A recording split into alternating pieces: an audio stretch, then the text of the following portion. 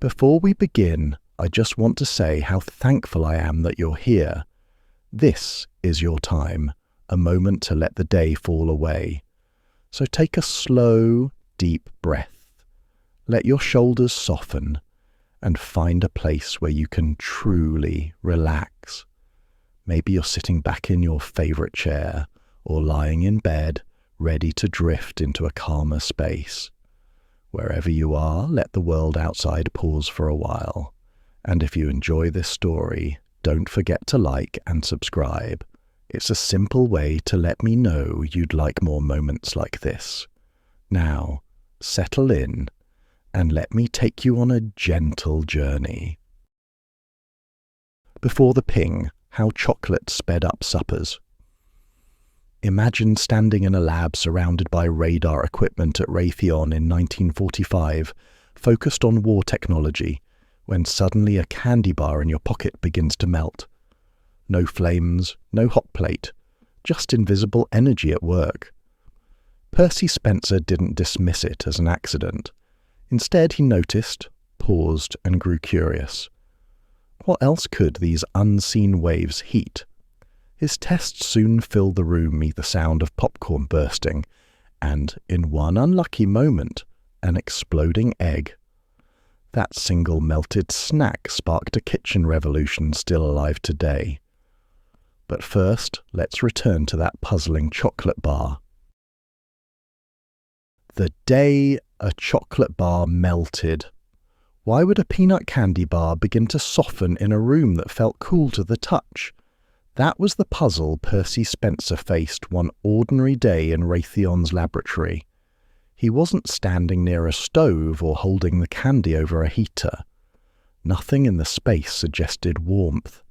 Yet, when he reached into his pocket, he noticed dark smears leaking from the wrapper onto his uniform. It felt as though the bar had been pressed against a radiator, though no such thing was in sight.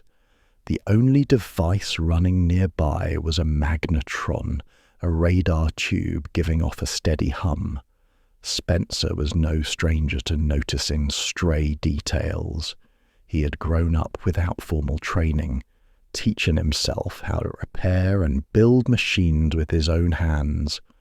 By the mid-1940s, he'd become a respected Raytheon engineer, known for his ability to solve problems in radar production. That background mattered. When he noticed the melted candy, he didn't dismiss it as a nuisance. Instead, he began circling the machine, checking carefully for heat. The air was still cool. The magnetron's casing didn't radiate warmth, at least not in the ordinary sense. Something else had acted on that bar. It may seem like a small thing, the softening of a snack, but invention often begins with details that feel out of place. A trickle of water in the wrong spot, a shadow behaving oddly. Small mismatches that make a curious person pause. Spencer wasn't armed with a theory, but he knew when something unusual deserved patience. The candy bar in his pocket was the first quiet sign. As he considered the mess, his mind began turning toward possibilities. If something invisible from the magnetron could warm chocolate, could it do the same to other foods?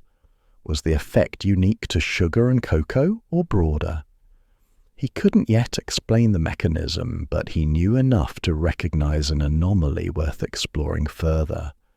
It's not hard to picture him alone in the lab, the wrapper torn, holding the softened bar and wondering whether it posed danger. Could these unseen waves cause harm? Could they be controlled? The questions carried both risk and promise. He weighed them the way any practical engineer would, through staged tests, carefully chosen. He looked around for materials that might show a clearer reaction than chocolate. A candy bar melts gradually, and one might still explain it away as a coincidence. But what about something dry? Something that would transform sharply in response to heat? Something that would leave no doubt? In that moment, his attention moved toward kernels of corn. stored nearby as a handy supply for quick snacks. Popcorn would offer a visible response. If it expanded, if it burst, the proof would be loud and immediate. This choice speaks volumes about Spencer's habits. Many engineers in his position might have ignored the ruined candy bar, chalking it up to faulty wrapping or sun exposure earlier in the day. He could have moved on to radar assignments, which filled his schedule and earned his paycheck. But he allowed space for curiosity. The small mishap became a lead worth following, simply because it did not fit expectations. The magnetron itself, that block of metal and coils, was built for wartime communication and detection. It had no place in a discussion about kitchens or snacks. Yet Spencer, standing there, began noticing it through a new lens. It no longer seemed only a tool for airplanes and submarines. It became an unexplored source of energy, one that interfered with the simple comfort stored in his pocket. That collision of context was enough to spark further testing. Did he grasp all the scientific details at that instant? Likely not. Early on, it was less about theory than recognition. Something invisible had carried enough force to move molecules, and it had done so without flame or contact. That knowledge alone, that waves from a magnetron could produce real physical heat, was sufficient to justify further experiments. A moment like this is valuable to imagine because it shows the distance between accident and choice. The accident was the melted candy. The choice was taking it seriously, allowing it to push questions forward. Many breakthroughs rest on that narrow ledge. Spencer leaned into it, not with grand statements, but with the simple act of preparing another test. The puzzle, then, was no longer, why did my candy melt? But what else will happen if these invisible waves reach other foods? Those thoughts must have carried quiet urgency. The first test had already come by chance.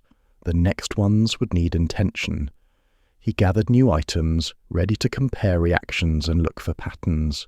The story of the melted bar is not only about discovery, but about attention.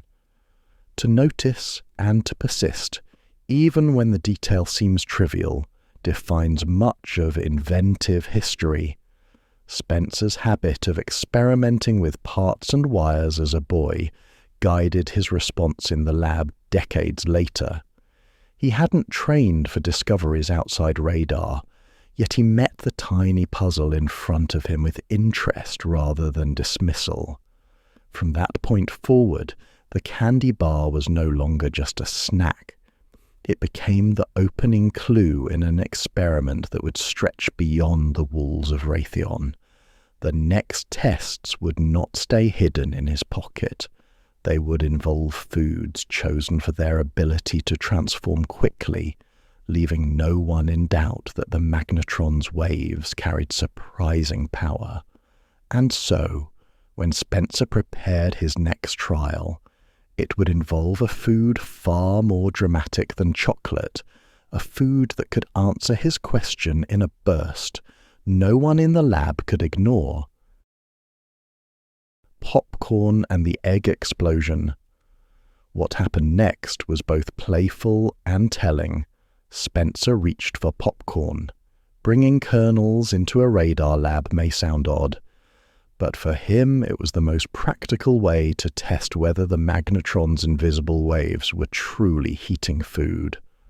Unlike a soft candy bar, popcorn would answer clearly. He placed a handful near the humming machine, stood back, and watched. Seconds later, one kernel jumped with a sharp crack, then another.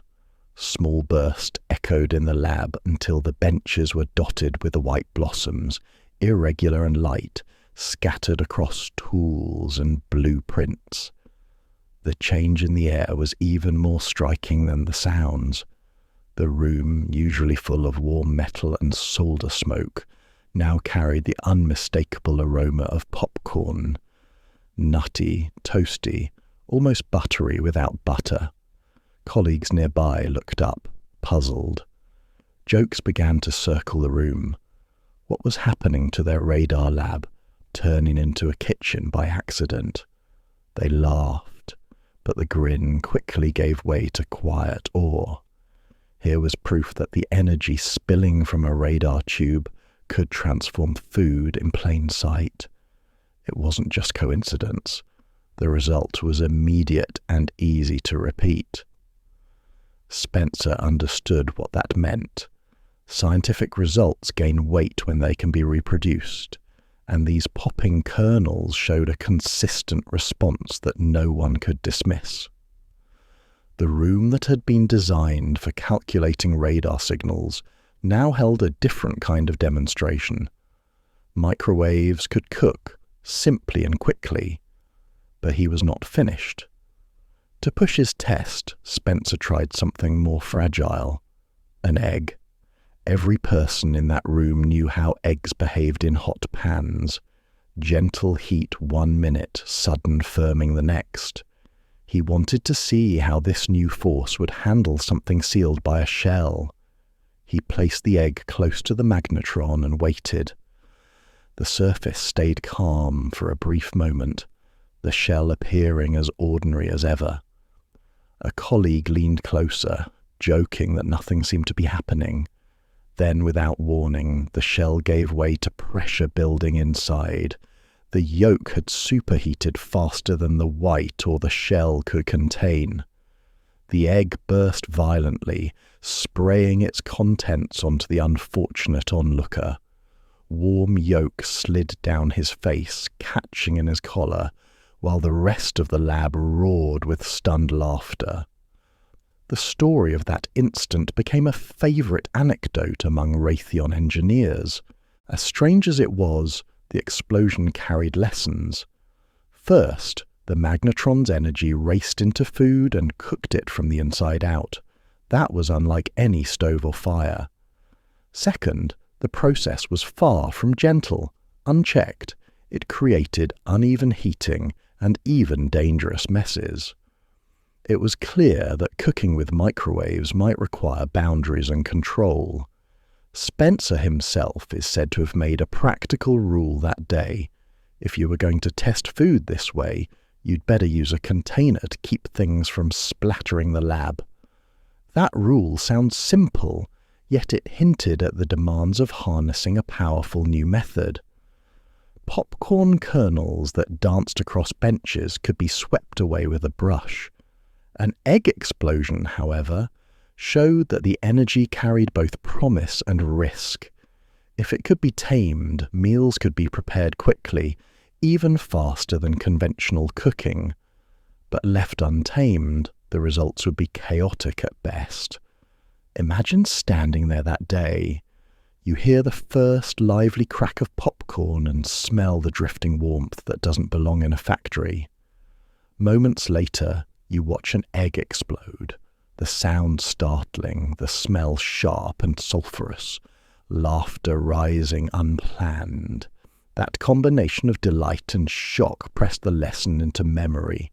Microwave energy was not an idea in the abstract anymore.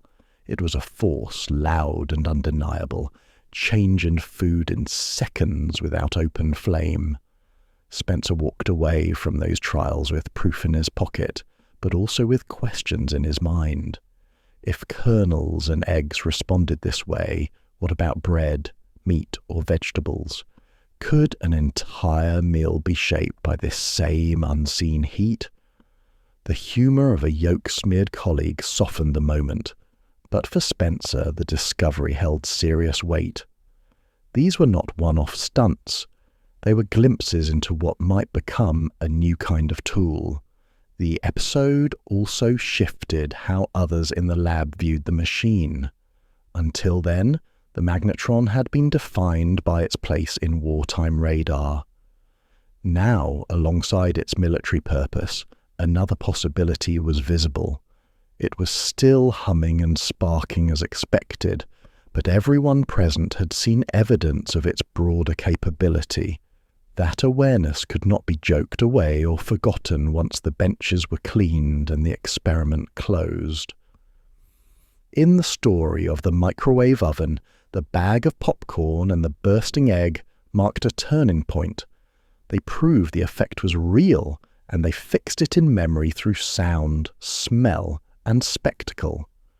Spencer, practical and inventive by nature, now faced a challenge larger than one lab experiment: how to translate these messy, uneven tests into something safe, reliable, and useful at scale.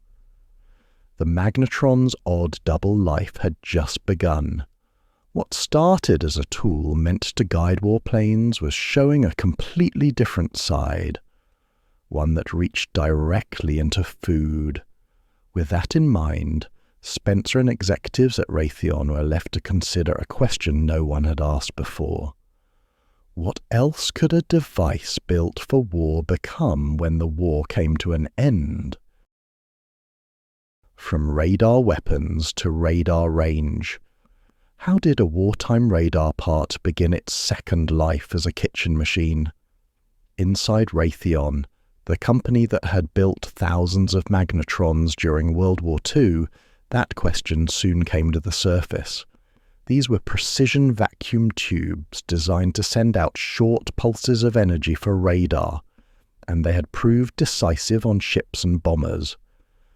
But with military contracts shrinking after 1945, Raytheon executives wondered what civilian product could keep their production lines open.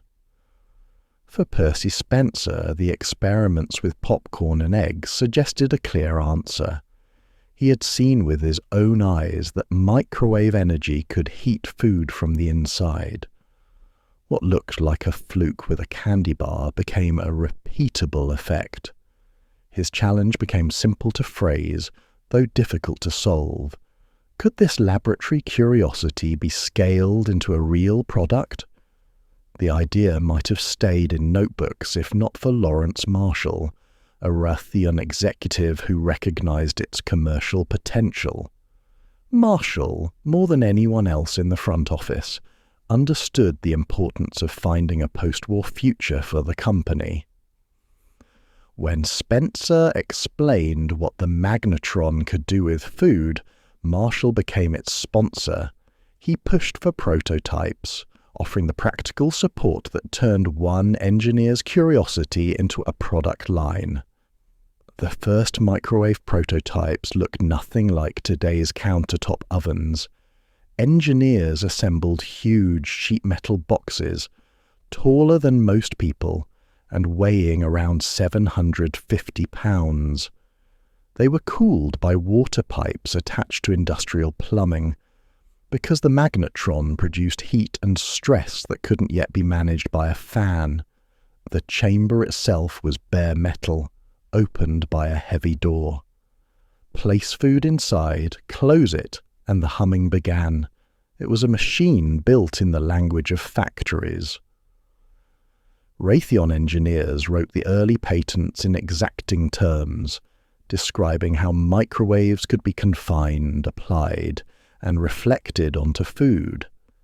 The scientific claim was striking. Heating could be achieved in a fraction of the time ordinary methods took. In press releases and marketing language, the claims grew even bolder. Steaks in under a minute, vegetables steaming in seconds. These statements caught attention, but it is worth remembering they were promotional promises rather than ordinary cooking practice. Inside the company, not everyone was convinced. The public might not see a difference between microwave radiation and atomic radiation. Safety was not just a scientific issue, but a matter of trust. To sell an oven that cooked with invisible energy, Raytheon had to prove people would be safe standing nearby. Engineers tightened doors, added shielding, and tested leaks carefully. If families imagined their hands glowing in the dark, marketing would fail before it began. Even so, optimism carried the day. Backed by Marshall's push, Raytheon committed to releasing a commercial model. The name leaned directly on its origin, Radarange. The name suggested radar's futuristic aura, while hinting at its new range of cooking uses. Few would confuse it for an appliance in a tiled kitchen. At nearly 6 feet tall, weighing 3/4 of a ton and dependent on plumbing for cooling, it could only belong in restaurants, canteens, or passenger ships. In 1947, the first units appeared in those spaces. Chefs learned quickly that it could shorten wait times. Meals that might hold up service during lunch rush could be prepared faster. Passengers watching food emerge hot from a box without flame found it a curiosity, while some kitchen staff treated it as a tool for efficiency. These were not home kitchens, but they offered a stage for proving the effect could scale. Imagine stepping into a restaurant back room and seeing the Radarange standing shoulder high, its pipes running into the wall, its heavy door swinging open to reveal a steaming plate. The device hummed quietly, with no open flame. Diners might hear servers joke about space-age cooking or watch skeptically from the doorway. Every demonstration carried a mix of amazement and doubt. For Raytheon, the cost was another hurdle. Each machine required careful magnetron assembly and sturdy steel housing. Selling them in small numbers to professional kitchens could not bring costs down. Marshall and Spencer argued that the long-term opportunity justified the expenses. The Radarange represented the first new cooking method in generations. To step back would mean letting that chance vanish. By the end of the 1940s, the Radarange had entered a handful of public spaces. It had not reached ordinary households, but it offered proof that microwave cooking could exist outside laboratory experiments. Hotel kitchens and ship galleys became the earliest theatres for this technology. The industrial bulk showed its limits, but it also carried its promise. Cooking without fire, coils, or burners, just invisible energy guided by steel and timing. Standing in front of a Radarange, people could see food change without understanding exactly why. The industry had taken a device once tied to aircraft defense and reshaped it into a food machine. It was an awkward first form, but it was recognizable enough to spark public curiosity. That curiosity, however, needed a stage larger than restaurant kitchens. Soon, Raytheon and its partners began arranging public demonstrations. They rolled the Radarange into hotel ballrooms and showrooms, inviting audiences to watch plates of food slide into a steel box and emerge steaming. Some smiled at the speed. Others whispered doubts about whether it was safe to eat something cooked by rays. The next step of the Radarange's journey would not unfold in boardrooms or laboratories, but in front of wide-eyed spectators seeing it in action for the very first time. Food demos that shocked the public. Imagine a hotel ballroom in the late 1940s. A waiter slides a raw steak onto a tray, places it inside a large metal cabinet and closes the heavy door. The room falls quiet except for a low hum. Less than a minute later, according to the demonstrator's clock, the door swings open again and the steak emerges steaming. No sputtering skillet, no open flame, not even a puff of smoke.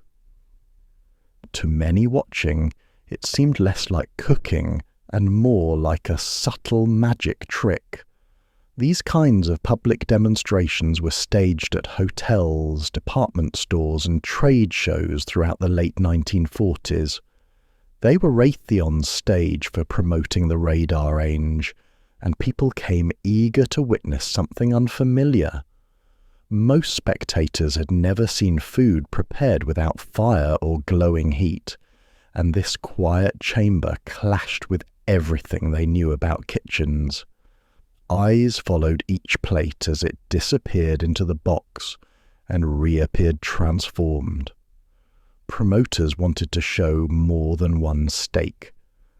They moved quickly to dramatic foods, lobsters that, according to press reports, cooked in roughly 90 seconds, or potatoes that finished before the crowd had noticed they'd started.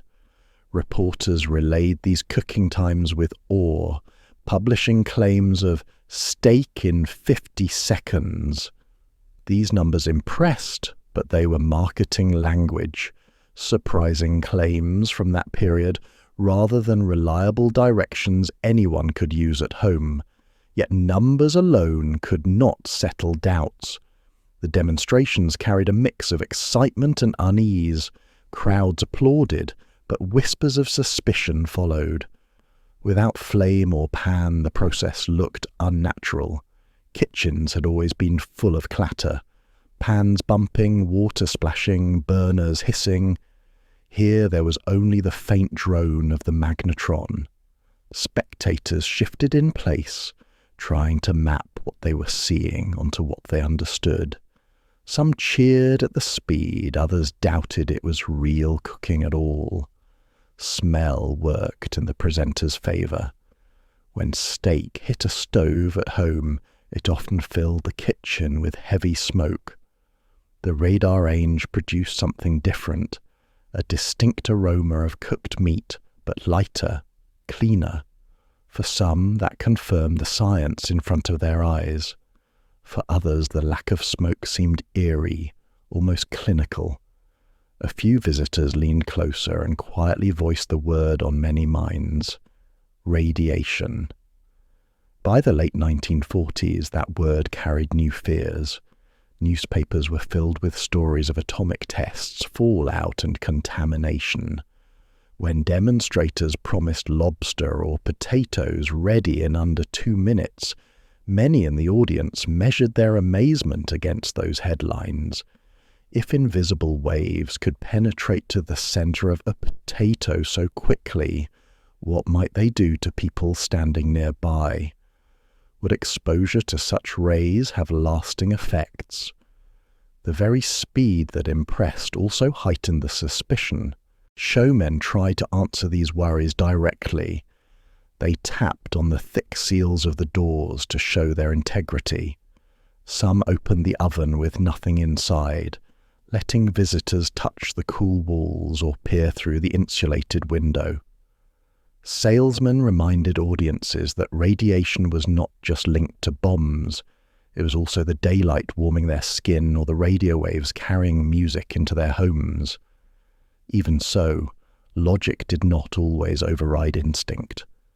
Without flames or sound, food appeared changed by unseen forces, and trust came slowly. Brochures leaned into the futuristic image. They featured taglines such as "cooked at the speed of radar," echoing the wartime technology that made it possible. In hotels, meal times became part meal and part presentation. A dinner guest at a banquet might take a bite of tender fish while glancing uneasily at the large steel machine parked in the corner. Some laughed softly, others nudged their neighbours, but few left without telling someone later about the meal made by Rays. For restaurant and hotel operators, excitement carried practical promise. Faster meals meant quicker service and a novel attraction for guests. A demonstration in a department store drew the curious through the door just as new televisions once did. But for the average visitor imagining the Radarange in their home kitchen, comfort was harder to find. Cheering crowds aside, the question remained: was this safe enough, familiar enough to belong in daily life? Individual reactions showed the divide clearly. Young men in the audience sometimes cheered and joked about never burning dinner again. Parents with small children often stood farther back, folding their arms while they weighed unseen risks. Older spectators sometimes touched the outside of the cabinet expecting warmth and seemed unsettled when it felt cold. Each surprise added to the puzzle, mixing amazement with worry. None of it was easily forgotten. That may be the most important fact. Nobody left indifferent. Whether convinced or skeptical, they carried away a sharp memory of a steak cooking without a fire. It was as striking as the first sight of an electric car rolling silently past, or a television showing moving images in a shop window. The Radarange hinted at a near future in which daily life could shift in surprising ways. These staged events did their job by planting a possibility. Audiences now knew that microwave energy could cook food quickly. At the same time, the very strangeness of the display underscored the obstacles still ahead. Questions of safety, comfort, and everyday trust. A Radarange could win applause on stage, but it had to win acceptance in kitchens, one meal at a time. By the end of the 1940s and into the early 1950s, the demonstrations had charmed thousands, but doubt still clung tightly. Microwave ovens had slipped into public view, but they were not yet household tools. The next chapter would not be about applause in hotel ballrooms.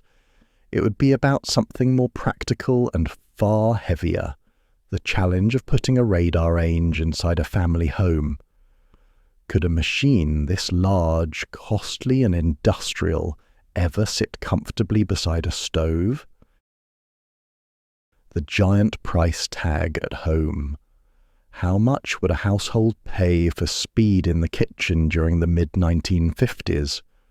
That question came sharply into focus when Raytheon, working with appliance maker Tappan, introduced the first domestic microwave oven, the Tappan RL1 in 1955. This was the consumer follow-up to Raytheon's early commercial Radarange models, which restaurants and ships had been able to buy for around $5,000 in the late 1940s.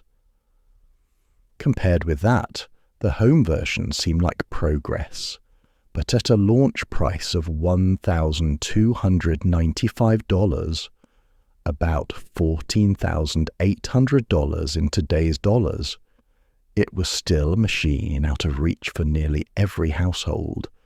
The size alone gave pause. The RL1 weighed more than 750 pounds, heavier than many grand pianos. Getting it through the door required more than a delivery truck. Movers had to angle and shove, squeezing the bulky frame into kitchens that were built for stoves, refrigerators and cupboards, but not industrial steel boxes. Even if the machine could be wedged inside, it dominated every other appliance. This was not something you slid onto a counter. It looked like lab equipment that had been misplaced in a family kitchen. Technical hurdles added to the problem. The RL1 demanded not just an outlet, but heavy-duty wiring and a water line for cooling. Few suburban houses in the 1950s had spare electrical capacity waiting to absorb such a load, and calling both an electrician and a plumber meant another expense before the first meal could be cooked. Installing the appliance was more like fitting a furnace than placing a toaster. The scale and upkeep reinforced that this was a luxury object, not a practical tool. For those who could afford it, the spectacle was undeniable. Imagine a homeowner inviting friends into their newly modern kitchen, sliding in a plate of fish and pulling it out minutes later, steaming. Guests stared, conversations paused, and then came the laughter. Some admired the futuristic machine, while others joked about having a science experiment parked next to the stove. This mix of amusement and unease shaped how the microwave was received at home, part impressive showpiece, part oddity that didn't yet fit cultural expectations of a kitchen appliance. Socially, ownership carried its own signals.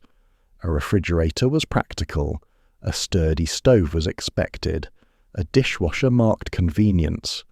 But a microwave the size and price of the RL1 felt like theatre. It announced wealth and novelty more than usefulness. Family visitors might whisper about atomic dinners, blending humour with underlying concerns about the unseen forces inside. The shadow of the nuclear age lingered in the language people used when they confronted hot food that came from a humming steel cabinet instead of a visible flame. Raytheon tracked sales closely, hoping for a breakthrough. Instead, the truth was hard to ignore. Adoption was almost non-existent. Records show that the first Tappan-home microwave sold only a few dozen units in their inaugural year. 34 by one count. The market response confirmed what many already suspected. The technology worked, but no ordinary family had reason, or the budget, to bring it home. Microwave cooking remained a future story rather than a present reality. Yet the experiment carried weight far beyond its sales figures. The RL1 proved that domestic use was possible, however clumsy and limited. It showed engineers that the barrier wasn't whether the magnetron could cook food, but whether the machine could be scaled down to fit countertop space and priced at a level ordinary households might consider. Just as bulky television sets slowly slimmed into living room fixtures, microwave ovens would need years of refinement before they lost their industrial weight. Did you know that in 1955 you could outfit an entire kitchen with a stove, refrigerator, and dishwasher for less than the cost of a single RL1? That imbalance made decisions simple for most families. The dream of fast-cooking meals was appealing, but when the trade-off was giving up a car, a down payment, or multiple appliances, curiosity faded at the showroom door. Blenders or mixers went home, while the prototype microwave stayed put. Even so, for the teenagers who grew up in the rare households that did own one, the microwave was a source of fascination.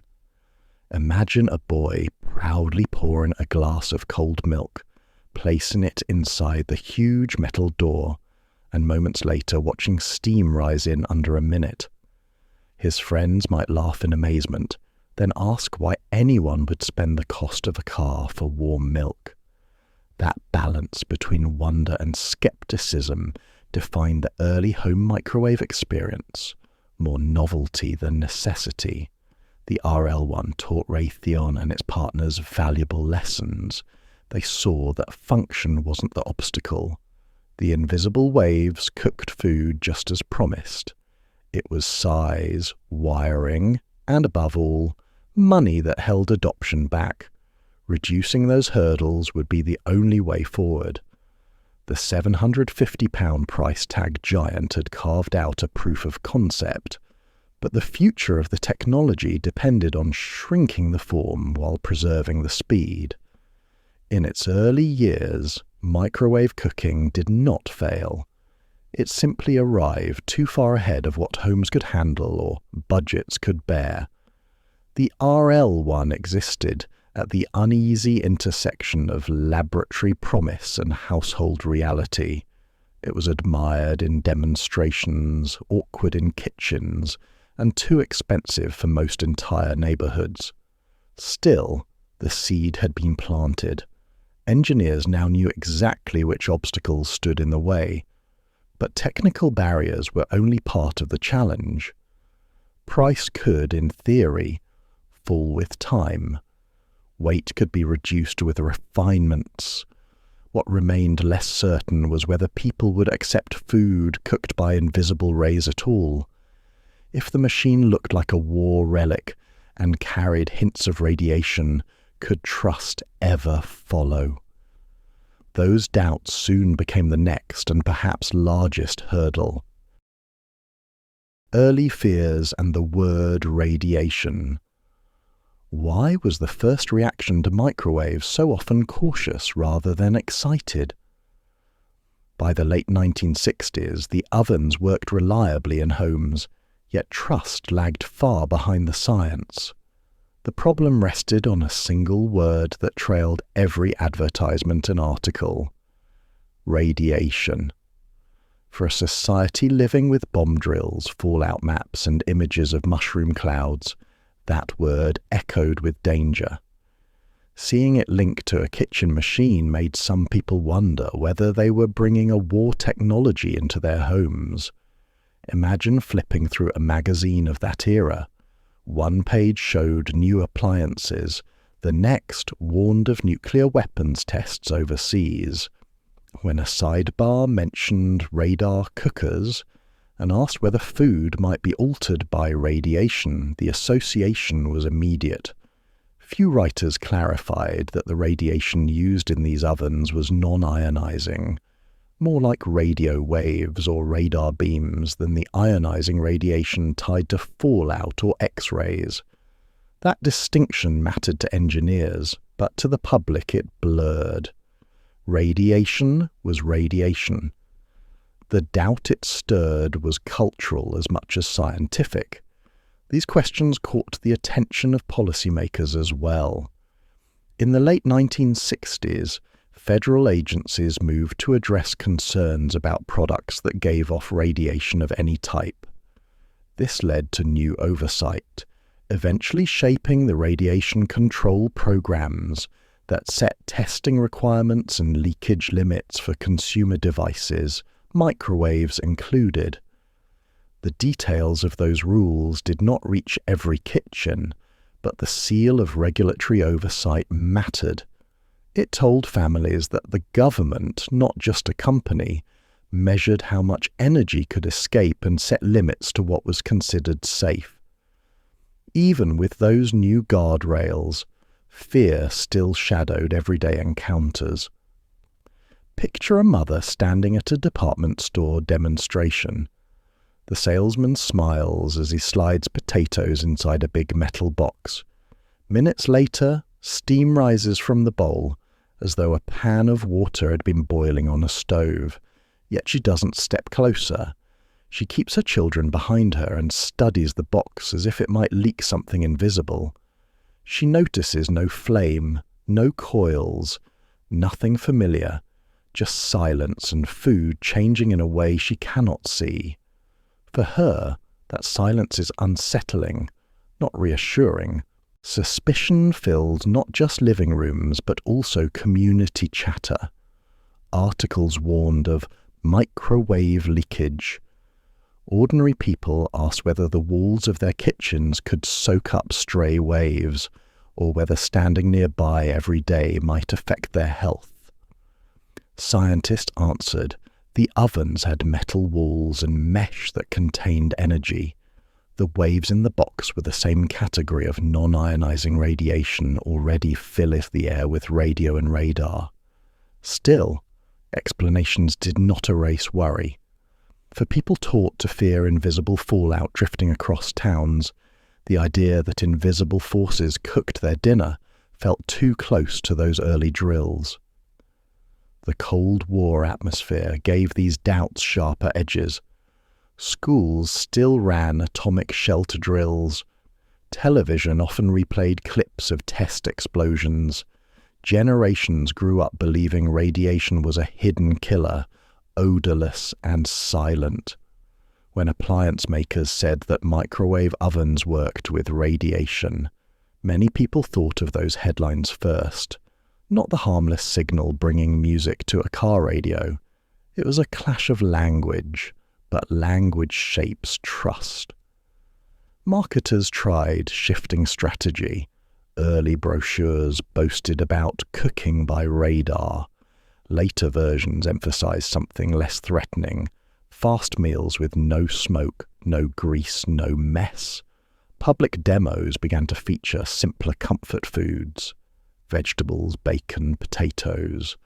The goal was to connect the unfamiliar energy source with the most ordinary family meals. In homes, though, doubts lingered. Parents folded their arms and muttered about cooking with rays, even while children peeked closer, giggling at popcorn bursting open. Government rules helped nudge adoption. By the early 1970s, ovens on sale carried seals and manuals that declared them tested against leakage, with firm limits written down. A salesperson could point at the federal stamp and repeat, "This model meets all safety standards." That gave some families enough comfort to take a chance, yet others wanted proof in their own hands. Did you know some households bought radiation detectors so they could wave them near the oven's door? Most found nothing alarming. The act of checking, however, revealed just how hard it was to overcome instinct. Over time, comfort grew less from documents and more from lived experience. Meals came out hot, the machine outside remained cool, no sudden harm appeared. Agencies repeated that microwave ovens worked with non-ionizing radio frequency energy, not nuclear radiation. Neighbors owned one, friends reheated coffee in one, and slowly the strangeness receded.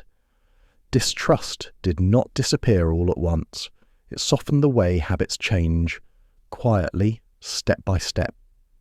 As the 1960s eased into the early 1970s, the balance began to shift. Parents pointed to government labels and grew less uneasy. Teenagers cared more about speed than about regulatory wording, quickly trusting what they saw, warm food in seconds. Each safe meal reinforced the lesson. Fear was not abandoned quickly, but steady reassurance combined with real experience eventually chipped away at the initial wall of suspicion. That change opened the way for microwaves to move beyond regulators' desks and showroom floors and into family routines. Once the fear associated with the word radiation began losing its grip, the machines had room to become ordinary. And when they finally settled inside kitchens, it became clear which members of the household embraced them with the most enthusiasm. From teenagers to turntables. By the mid-1970s, the microwave oven had taken on a new role in ordinary kitchens. No longer a hulking machine tied to plumbing or a rare luxury, it had become smaller, lighter, and far less expensive. Families bought them steadily, but the people who reached for them most often were not always the ones who had paid for them. Teenagers were the first to claim microwaves as everyday tools. For them, it wasn't about mastering recipes or saving time on big dinners. It was about the quick reheating of pizza, instant noodles, or a cup of cocoa before heading out the door. The machine was no longer strange. It was closer to a trusted shortcut. Fast food without leaving the house. Price and size made this shift possible. Early countertop designs sat neatly where a toaster or coffee maker might have been. Families could buy them without remodeling their kitchens or rewiring outlets. Instead of weighing hundreds of pounds and costing as much as a car, they arrived at department stores as affordable appliances next to mixers or blenders. Advertisements showed them perched on clean countertops, labelled as a second stove. Parents appreciated the speed, but their children knew its real power. It was the fastest way in the house to turn cold food into hot food. Picture the difference in daily routine. A parent still planned dinners on a stove, maybe frying chicken or browning meat in a pan. Hours of preparation gave the family its main meal. Later that evening, or the next day, a teenager standing in the kitchen faced simpler needs. A slice of pizza from the fridge, A leftover casserole or a mug of water for tea became instant solutions with a few button presses. A warm plate appeared in minutes instead of waiting for ovens to heat. For young people, already impatient with long pauses, the machine felt designed for them. This everyday use came with discoveries everyone noticed. Uneven heating. A plate might be steaming hot on the edge and icy in the center. Kids learned to stir halfway, shift the dish, or simply accept the occasional cold bite. Pizza crust sometimes turned rubbery, soup sometimes boiled unevenly, and frozen meals proved especially stubborn. These frustrations became part of the household experience. People grumbled, laughed, and adjusted. The miracle of speed, even with flaws, outweighed the small disappointments. One clever fix arrived in 1980 when Nordic Ware released the Micro Go-Round, a rotating tray that turned passively inside the oven, powered by the microwave's own waves.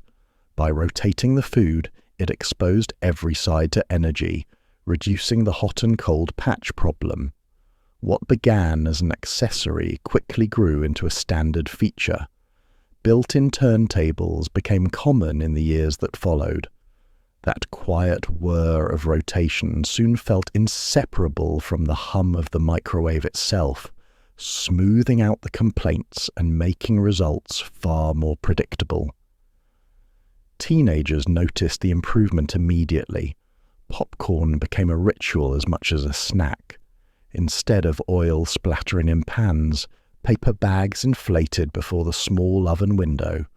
Groups of friends gathered to watch as kernels burst with sharp clicks, filling the room with a nutty aroma.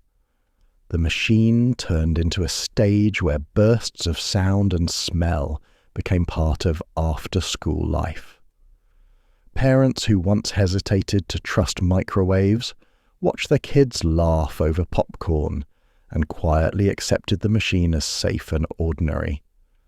Youth enthusiasm accomplished what sales pitches and safety labels struggle to do.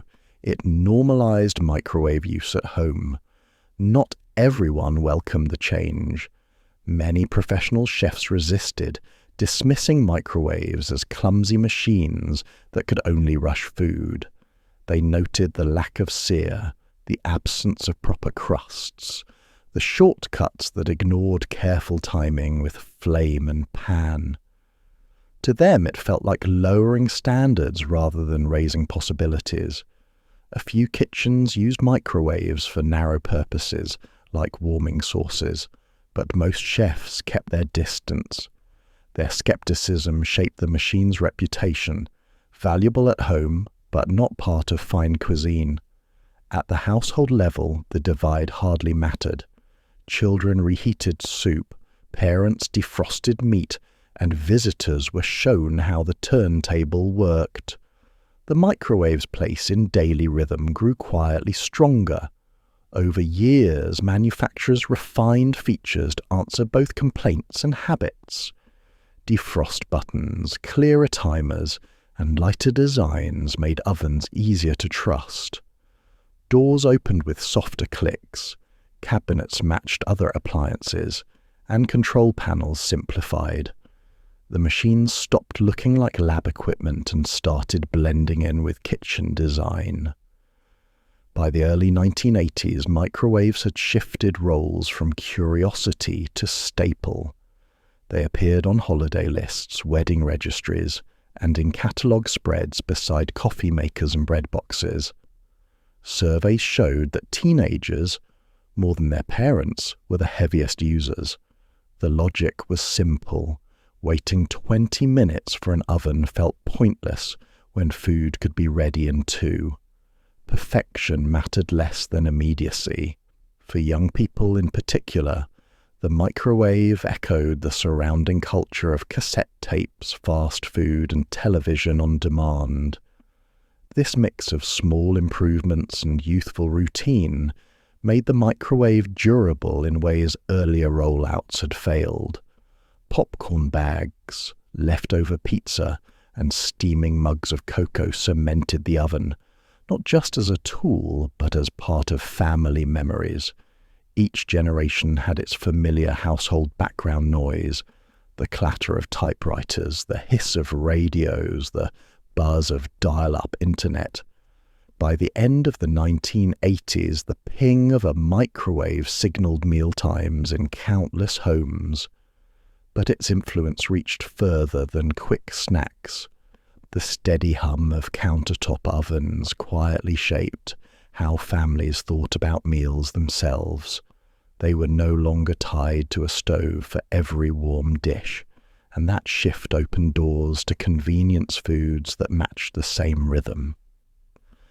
The microwave was not just a helper, it was part of a larger change in how evenings, dinners, and cravings were managed.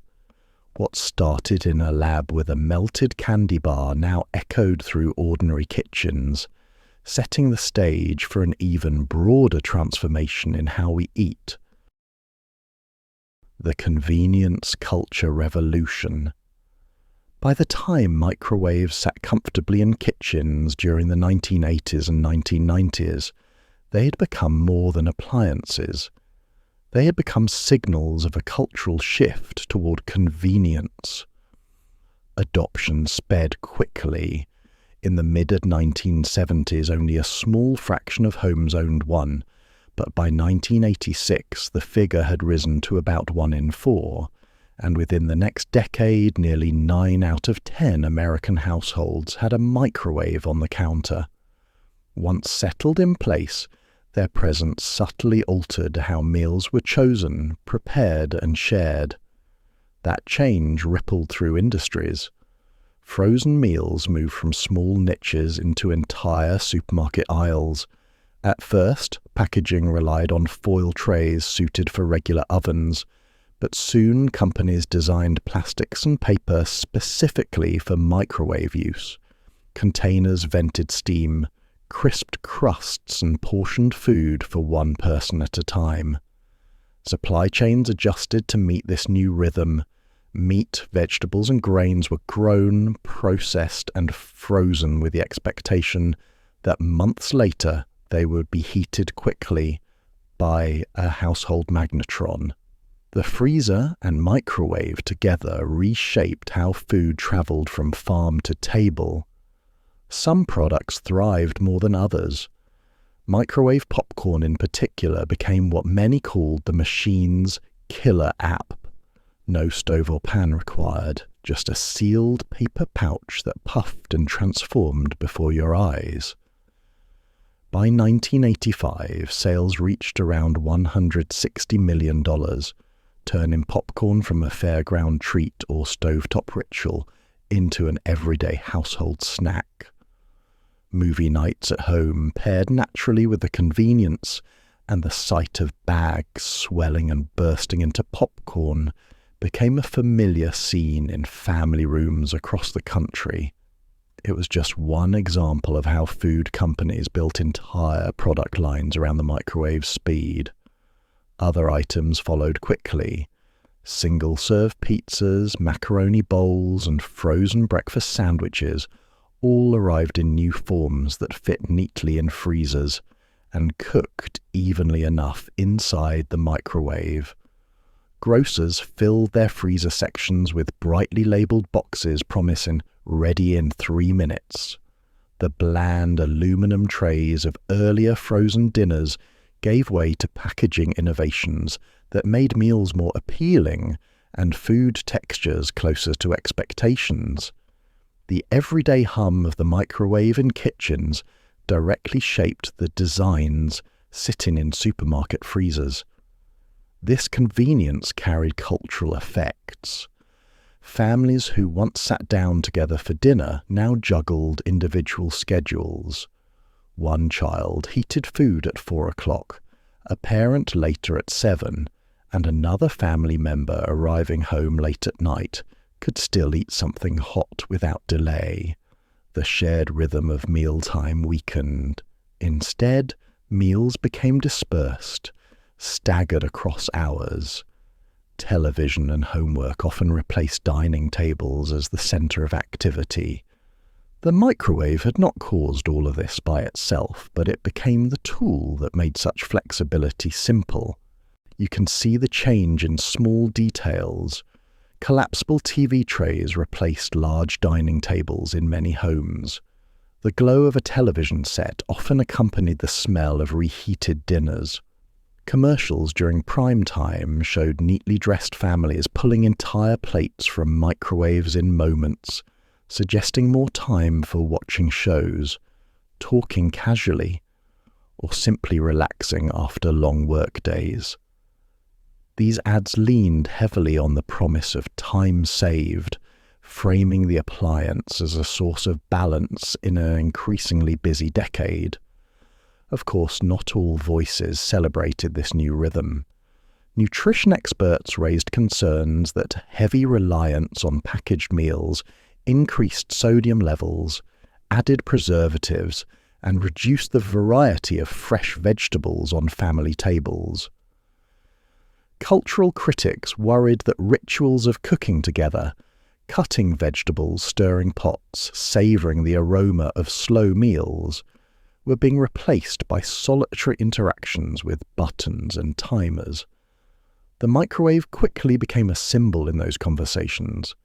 The sound of its ping suggested speed and ease, but also served as a reminder of shifting habits. At the same time, safety questions surfaced repeatedly.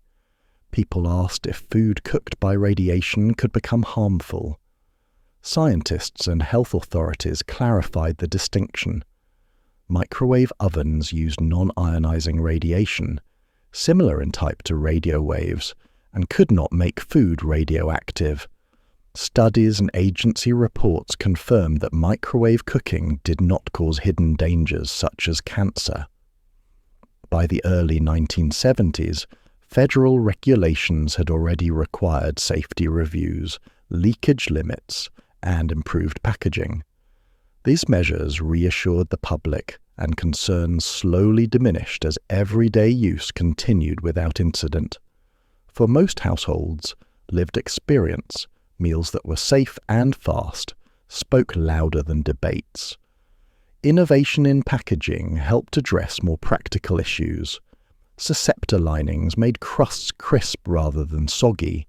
Vented covers reduced uneven reheating, and tray designs separated foods to keep flavors distinct. As more ready-made snacks appeared, consumers expected them to suit the microwave rather than struggle against it.